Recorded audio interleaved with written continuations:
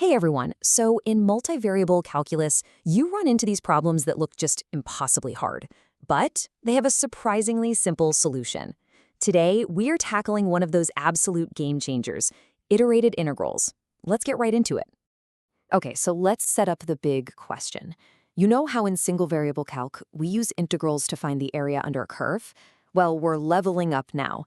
How in the world do we find the volume that's trapped between some curvy 3D surface and the flat plane underneath it?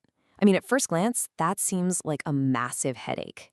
The brute force way, which you've probably already guessed, is just a 3D version of Riemann sums. You could try to fill that whole space with millions, maybe billions of tiny little boxes, and then add up all their volumes.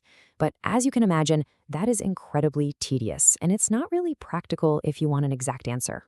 But what if I told you there's a much more elegant way? This is the whole idea we're digging into today.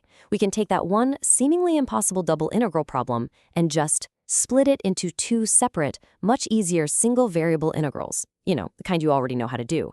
So yeah, summing an infinite number of tiny boxes is out. We need a better tool, something that does for volume what the fundamental theorem of calculus did for area.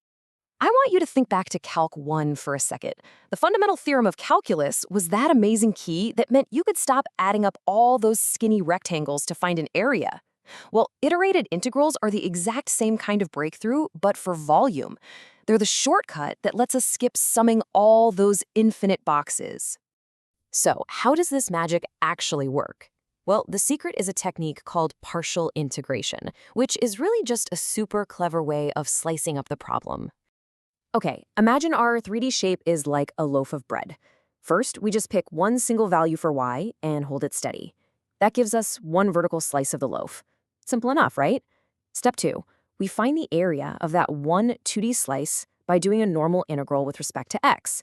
We can call that area function a of y. And finally, to get the whole volume, we just add up the areas of all the possible slices by integrating our area function, a of y, along the y-axis. It's honestly brilliant. And yep, that whole process has a name, partial integration. It's just like partial derivatives. The key is to just focus on one variable at a time and pretend all the other ones are just constants, just regular old numbers. This is the core strategy that makes this whole thing work. Now here comes the part that feels like a calculus superpower. It turns out the order you slice in, it doesn't even matter. And we have a beautiful theorem named after Guido Fubini to thank for that. Okay, so here's the formal math speak of Fubini's theorem. What it guarantees us is this.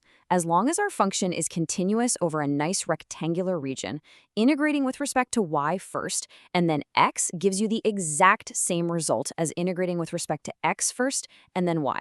The order truly does not matter. And that is the crucial takeaway right there.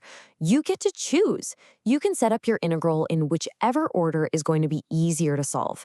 And trust me, sometimes one way is a total nightmare and the other is a walk in the park. Fubini's theorem gives you the freedom to pick the path of least resistance. All right, that's enough theory. Let's see how this actually works with some real numbers. We're going to walk through 3 different examples, a pretty standard one with a clever shortcut, and then we'll put Fubini's theorem to the test. Here's our first problem. We need to evaluate the iterated integral of x squared minus y. Now look closely at the order. The inner integral is dy, and the outer one is dx. That's our roadmap. It tells us we have to integrate with respect to y first. So let's just focus on that inner integral.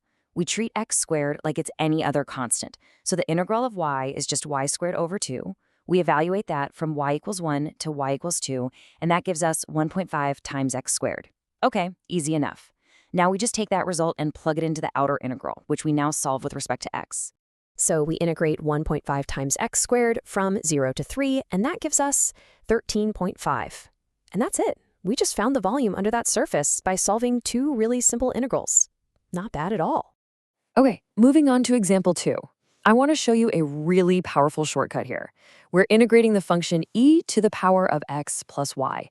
Now, this looks a little messy, but there's a property of exponents we can totally use to our advantage. Remember your old exponent rules?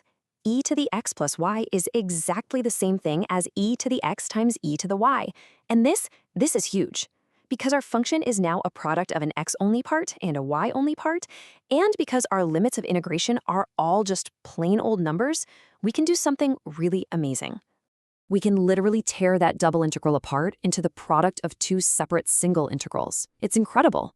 So we integrate the e to the x part from 0 to the natural log of 2, which just equals 1. Then we integrate the e to the y part from 0 to the natural log of 3, which equals 2. The final answer is just 1 times 2, which is 2. That shortcut saved us a ton of work. All right, for our last example, let's actually put Fubini's theorem to the test. We're going to solve the exact same integral two different ways, just by swapping the order, to prove we get the same answer both times. And this table just shows it all perfectly. Take a look. In the inner integral and outer integral rows, the functions we get in the middle of the problem look completely different depending on which order we choose. The algebra is a totally separate journey. But, and here's the magic, look at that final answer. Both times we land on the exact same result, 7/6. Fubini's theorem holds up. It works.